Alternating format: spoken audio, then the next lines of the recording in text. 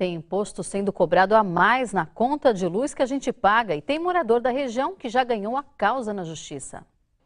Responde aí, quando você recebe qualquer conta na sua casa, você costuma analisar as tarifas e impostos que são cobrados? Só vejo o valor e pago só. Como eu não entendo, eu moro sozinha, não entendo muito, então passa despercebido, eu pago e pronto.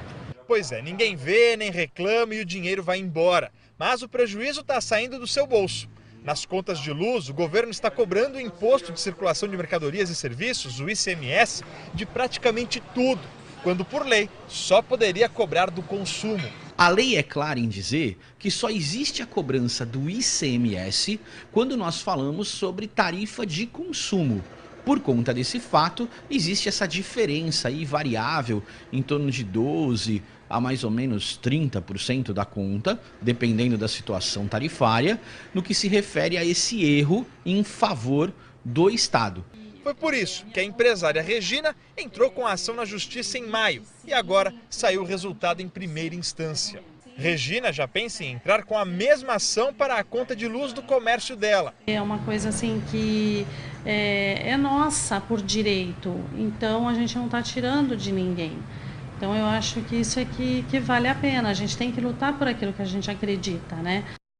O Brasil ocupa atualmente o terceiro lugar com a energia elétrica mais cara do mundo, perdendo apenas para a Áustria e a Alemanha, que lidera a posição do ranking. Um serviço essencial deveria ter impostos mais baratos. É o que aponta este especialista tributário. E a gente sabe que a energia elétrica é extremamente essencial a todas as famílias, as empresas, mas o governo prefere taxar num valor bastante elevado porque é a forma mais fácil dele arrecadar. Ele só, como todos os consumidores são substitutos tributários, pagam aquela conta de energia à companhia energética e a companhia repassa para o governo. Mas o pior não é isso.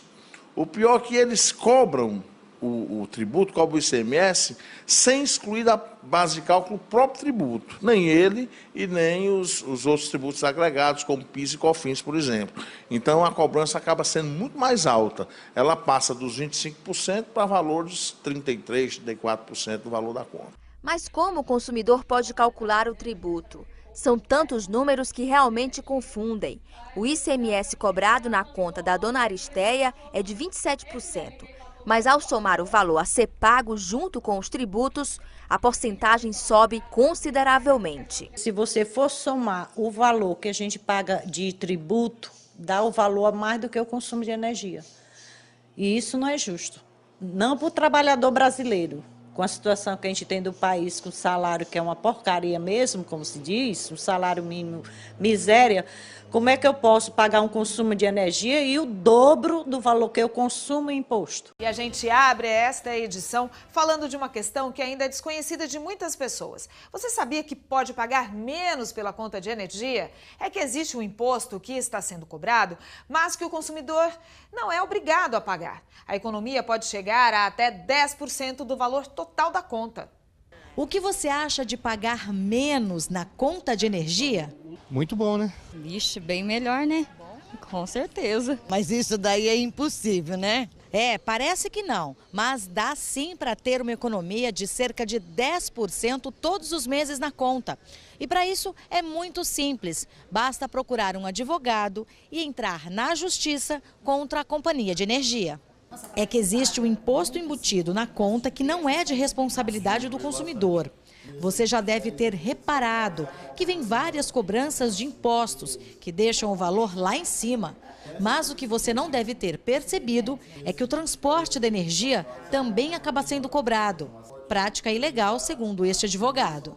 Esse imposto ele deveria incidir só sobre a venda da energia.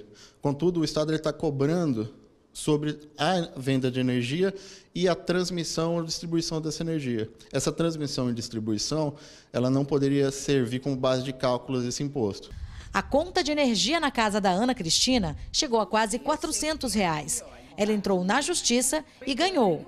agora vai ter uma economia de 10%, além de receber o retroativo de 5 anos de cobrança indevida.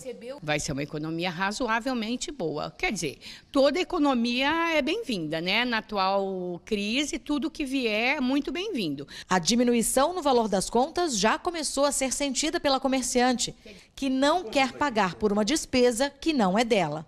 Que é certo, é certo. Agora, pagar 2 vezes o mesmo imposto não é certo, né? Então, esse imposto não seria eu que teria que pagar.